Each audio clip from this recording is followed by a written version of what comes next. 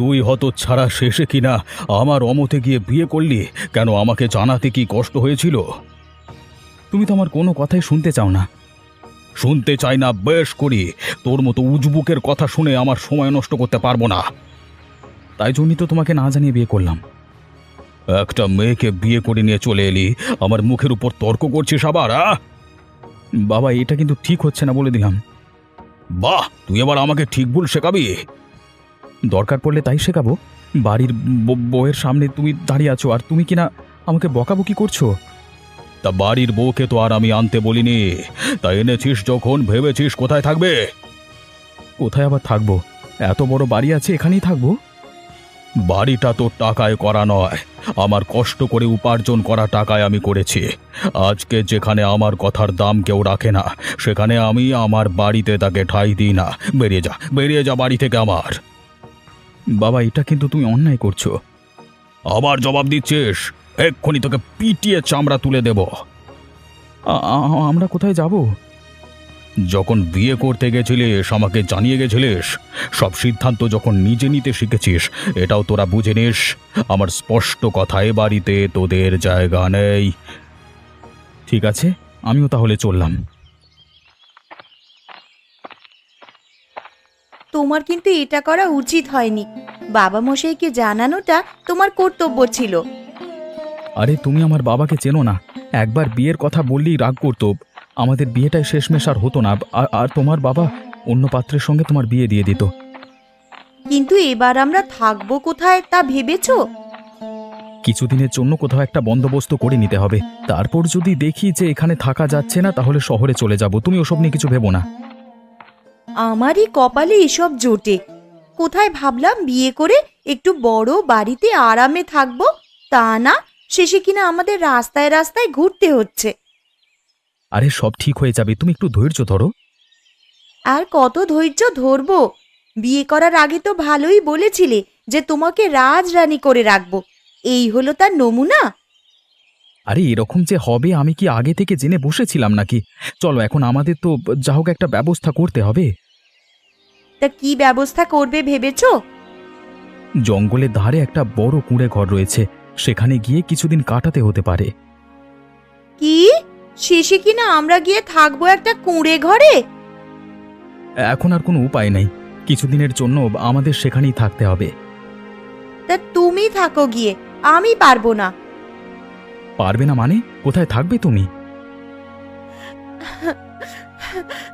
হায় হায়, আমার কি সর্বনাশী না হলো! শেষে কিনা এই ছিল আমার কপালে। তুমি মনকে একটু শক্ত করো, দেখবে সব ঠিক হয়ে যাবে। চলো চলো, আমাদের দেরি হয়ে যাচ্ছে। বেশ, চলো। দেখ খগেন, এই জমিটা আমার বাবা তোর বাবার কাছ থেকে কিনে নিয়েছিল, তো সেই হিসেবে জমিটা আমারই তো হলো। ভালোই ভালোই বলছি গোপাল, জমিটা আমার, আমাকে দিয়ে দে। ওসব মিথ্যে কাঁদুনি গিয়ে আমার সামনে লাভ নেই। ওই সব জাল কাগজপত্র 5 মিনিটে বার করা যায়, 5 মিনিটে, ঠিক আছে? খগেন, তুই কিন্তু মাত্রা ছাড়িয়ে যাচ্ছিস বলে দিলাম। আজকে তোর পকেটে টান পড়েছে বলে আমার জমির দিকে নজর দিয়েছিস। জমিটা আমি কাউকে দেব না। অন্যের জমি চুরি করে চাষ করছিস, আবার কিনা বড় বড় বাতেল্লা। এক চড়ে বৃন্দাবন পাঠিয়ে দেবো তোকে। গায়ে হাত তুলে দেখ না দেখি, তোর হাত ভেঙে রেখে দেবো। কি এত বড় কথা? আজকে তোর একদিন কি আমার একদিন? আয় আয় সবাই। এই খগেন, এখান থেকে চলে যা, নয়তো খুনোখুনি হয়ে যাবে বলে দিলাম। তোর জিভ আমি টেনে ছিনে নেব। তুই আমার বাবাকে অপমান করেছিস, এর বদলা কিন্তু আমি নেবই। আরে যা যা, তোর মতো অনেক দেখেছি, চল। চল আজকে অবিনাশবাবুর কাছে, সেখানেই আসল বিচার হবে। এই এই তাহলে হলো কথা, হ্যাঁ? দেখিস আবার কাগজপত্র যেন সব ঠিকঠাক নিস। যদিও বা ঠিকঠাক কাগজপত্র তোর কাছে নেই, আমার জমি আমার কাছেই সব ঠিকঠাক কাগজপত্র থাকবি। আচ্ছা তাই নাকি? তাহলে আজকে চল, দিলেই বুঝিয়ে দেব কত ধানে কত চাল। চল। মা, কিছু খেতে দাও মা। দুদিন ধরে না খেয়ে পথে ঘাটে ঘুরে বেড়াচ্ছি, আর শক্তি নেই আমার শরীরে। এই, জানতো আপনি এখানে কোনো খাওয়া দাওয়া পাওয়া যাবে না। যা আছে তাই একটু দাও না মা, ঈশ্বর তোমার মঙ্গল করবেন। ঈশ্বর আমার কত মঙ্গল করবে আমার জানা হয়ে গেছে। আর আমার মঙ্গল চাই না। তুমি এখন এখান থেকে যাবে কিনা বলো তো? ঠিক আছে মা, আমি চলে যাচ্ছি। এই বুড়ো মানুষটাকে এতটা কষ্ট না দিলেও পারতে। আমি তো বেশি কিছু চাইনি। তোমার জ্ঞানের বাণী আমি এখন শুনতে পারবো না। যাও তো এখান থেকে, মেলা কাজ পড়ে আছে আমার।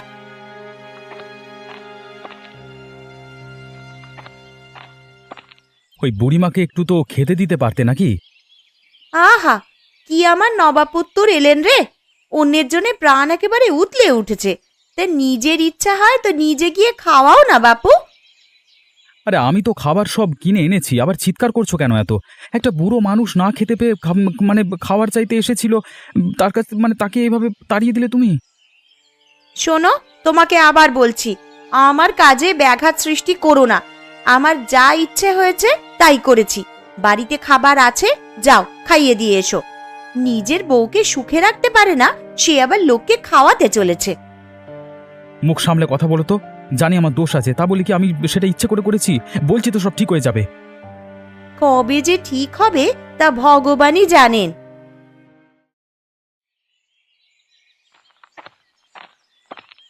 কি হয়েছে এই বিকেলবেলা আমার এখানে? আপনি আর একটা বিহিত করুন তো অবিনাশ বাবু। আরে কি হয়েছে তো বলবি। আমার বাবা খগেনের বাবার কাছ থেকে জমিটা কিনে নিয়েছিল, আর আজকে খগেন এসে বলছে নাকি জমিটা ওর। এখন কি করে সেটা হয় বলুন তো? আমার কাছে কাগজপত্র সবকিছু রয়েছে। ও মিথ্যে বলছো অবিনাশ বাবু, আমার বাবা কোনোদিনই জমি বেচেনি। আমার কাছে কাগজপত্র রয়েছে, দেখুন। এই গোপালকে আমার পছন্দ হয় না ঠিকঠাক। তার চেয়ে বরং বিচারটা খগেনের দিকে টেনে দিই। হ্যাঁ, আমার কাছে কাজের আছে ছেলেটা। দেখো, আমি সমস্ত কাগজপত্র ভালো করে খুঁটিয়ে দেখলাম আর বুঝলাম যে এই খগেনই আসল সত্যি কথাটা বলছে। ওর কাগজে কোনো জায়গা লেখা নেই যে জমিটা ওর বাবা বিক্রি করেছে। তা কি করে হয় অবিনাশ বাবু? যেটা সত্যি সেটাই হয়, আবার এটাই কিন্তু কিন্তু করবার কি আছে? তুই চুপ থাক খগেন, আমি তো অবিনাশ বাবুর সঙ্গে কথা বলছি। অবিনাশ বাবু, আপনার নিশ্চয়ই কোনো জায়গায় ভুল হচ্ছে। আপনি ভালো করে কাগজটা দেখুন। তার মানে তুমি কি বলতে চাইছো আমি ভুলভাল কাগজপত্র দেখলাম এতক্ষণ? আমার উপর যদি এতই অবিশ্বাস হয় তাহলে আমার কাছে এসেছিলে কেন? এখন আমি যা বলছি তাই করো, নয়তো যা তোমার ইচ্ছে তুমি করে নাও। তবে একটা কথা শুনে রাখো, খগেনকে ওর জমি দিয়ে দিতে হবে। এরপরেও যদি তুমি কোনো কথা বলো তাহলে কিন্তু আমি পুলিশ ডাকতে বাধ্য হব। আপনার কথায় কোনো নড়চড় হবে না অবিনাশ বাবু। আর গোপাল যদি বেশি আগ বাড়িয়ে কোনো কাজ করতে আসে, আমি আপনাকে সে খবর দেবো, ঠিক আছে? হ্যাঁ হ্যাঁ, তাই করো। এখন এসো সবাই। অবিনাশ বাবু কিন্তু এটা উচিত কাজ করেননি। এই খগেনকে একটু বেশি মাথায় তুলে রাখে বলে তার দিকে বিচারটা দিয়ে দিলেন। হোক, তুমি একটু শান্ত হয়ে বসো তো। কি শান্ত হয়ে বসবো বলো তো? আমাদের এত কষ্ট করে তৈরি করা জমিটা কিনা এখন খগেন ভোগ করবে, তাও আবার অসৎ পথে জমিটা দখল করে। এর আমি শেষ দেখে ছাড়বো। আরে তুমি করবেটা কি একা একা? ঠান্ডা মাথায় আমাদের কিছু একটা ভাবতে হবে। ভাববার কি সময় আছে? ওই খগেন আমাদের ছেড়ে দেবে ভেবেছো? হয়তো দেখবে যাও এতক্ষণে গোটা গ্রাম চষে আমাদেরকে জোচ্চোর প্রমাণ করতে চাইছে। ওর কথা বাদ দাও তো। আর গ্রামের লোকেরা জানে যে তুমি কত সৎ আর ভদ্র মানুষ। খগেনকে গ্রামের কোনো লোকই তেমন পাত্তা দেয় না। তাহলে এটা অবিনাশবাবু কেমনভাবে করতে পারলো? শুধুমাত্র তার তাবেদারি করে বলে আজকে খগেনকে আমার জমিটা দিয়ে দিল, আবার ওদিকে তার নিজের ছেলেটাকে বাড়ি থেকে তাড়িয়ে দিয়েছে বিয়ে করে এসেছিল বলে। হ্যাঁ, শুনলাম। মানলাম তার ছেলে হয়তো ভুল কাজ করেছে, তাই বলে তাকে বাড়ি থেকে তাড়িয়ে দেওয়া অবিনাশবাবুর উচিত হয়নি। ছেলে না হয় ভুল করেছে, কিন্তু উনি তো ওকে ক্ষমা করে দিতে পারতেন। দোষ অবিনাশবাবুরও রয়েছে। সারাক্ষণ পলাশকে উল্টোপাল্টা কথা বললে সে ছেলের মাথা ঠিক থাকে। সে যা হয়েছে হোক, তবে এর আমি একটা ব্যবস্থা করবই। আমার জমি আমি ফেরত নেব। কিরে, কেমন জব্দ হলি? হ্যাঁ, বললাম না বেকার বেকার অবিনাশ বাবুর কাছে গিয়ে কোনো কাজ হবে না। সেই যার জমি তার কাছে ফেরত দিল। মাথাটা এমনি এমনি গরম হয়ে আছে জানিস তো, আর উল্টোপাল্টা বেশি বকিস না। কি করবি তুই আমার? কি করবি? তোর আছে নাকি তোর কোনো ক্ষমতা? হ্যাঁ, দেখ, সৎ মানুষের পেটে লাথি মেরে কেউ কোনোদিন বড় লোক হয়ে যেতে পারেনি, আর হবেও না। কথাটা মাথায় ঢুকিয়ে নিস। তুই আবার আমাকে কথা শোনাচ্ছিস? আমি এক্ষুনি পারলে তোকে জেলে ঢুকিয়ে দিতে পারি, জানিস সেটা? আমি যদি বলি এখনই যে আমার জমিতে এতদিন চাষ করার টাকাটা দিতে পারবি? ওই একটা কাজই তো ভালো মতো জানিস কিভাবে লোকেদের ফাঁসানো যায়। যেদিন নিজে ফাঁসবি সেদিন বুঝবি ঠেলা, তখন বাঁচানোর জন্য কাউকে পাবি না। আরে যা যা, তোর এসব কুকীর্তির কথা গোটা গ্রামে সমস্ত মানুষ জেনে গেছে।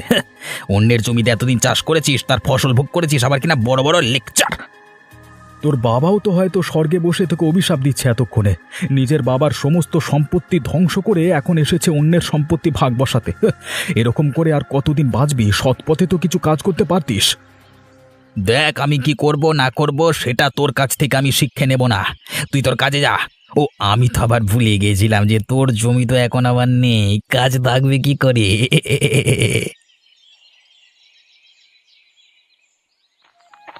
এই শোনো না, বলছি আমার না খুব লাউ চিংড়ি খেতে ইচ্ছে হয়েছে, একটু বাজার থেকে চিংড়ি মাছ আনবে? এই তো এত চাল ডাল সবজি আনলাম, যা টাকা ছিল সবই প্রায় শেষ। কিছুদিন একটু কষ্ট করে এগুলো চালিয়ে নাও না, তারপরে নয়তো তোমাকে লাউ চিংড়ি খাওয়াবো। এই জন্যই তোমাকে আমি কিচ্ছু বলতে চাই না। যখনই কিছু বলতে যাব তখনই এটা না ওটা না এই সব করবে। বলছি বিয়েটা করেছিলে কেন?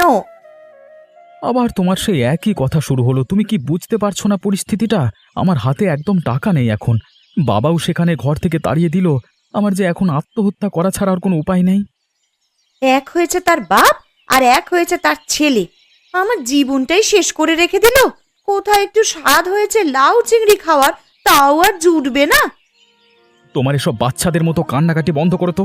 সারাক্ষণ শুধু সেই একই কথা বলে চলেছে। তুমি তো একজন বড় বুদ্ধিমতী মহিলা, একটু আমার অবস্থাটাকে বুঝতে পারো না? দেখো, আমার সঙ্গে এইসব উল্টোপাল্টা কথা বললে আমি কিন্তু সোজা বাপের বাড়ি চলে যাব, বলে দিলাম। তোমার জ্বালায় দেখছি বাড়িতেও থাকা যাবে না। তোমার জন্য এনে দিয়েছি খাবার, ইচ্ছে হলে রান্না করে খাও, না হলে খেতে হবে না। ভাল লাগে না। তুমি আবার চললে কোথায়? যেদিকে দু চোখ যায় সেদিকে চলে যাবো।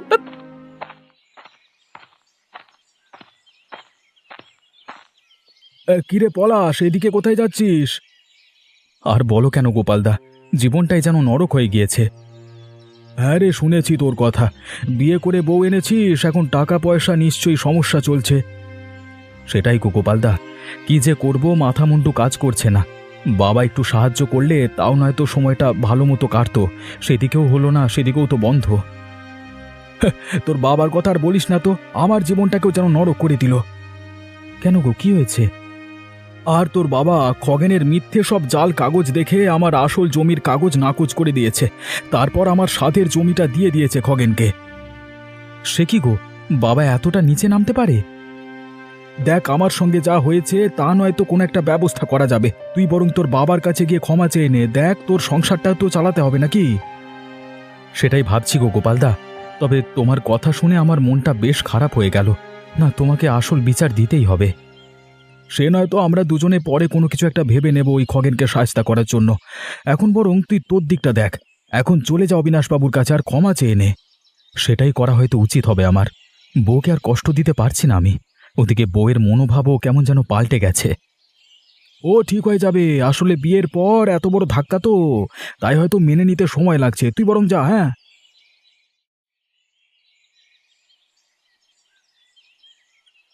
বাবা বাড়িতে আছো? আমার বাড়িতে এসেছিস কি মনে করে? আমার ভুল হয়ে গেছে বাবা। এরপর থেকে আর কোনো কাজ তোমাকে না জানিয়ে করব না। এবারের মতো ক্ষমা করে দাও। আমার জন্য না হোক, অন্যের বাড়ির ওই মেয়েটার জন্য। বোধ বুদ্ধি হয়েছে তাহলে? হ্যাঁ, আমি আর পারছি না বাবা।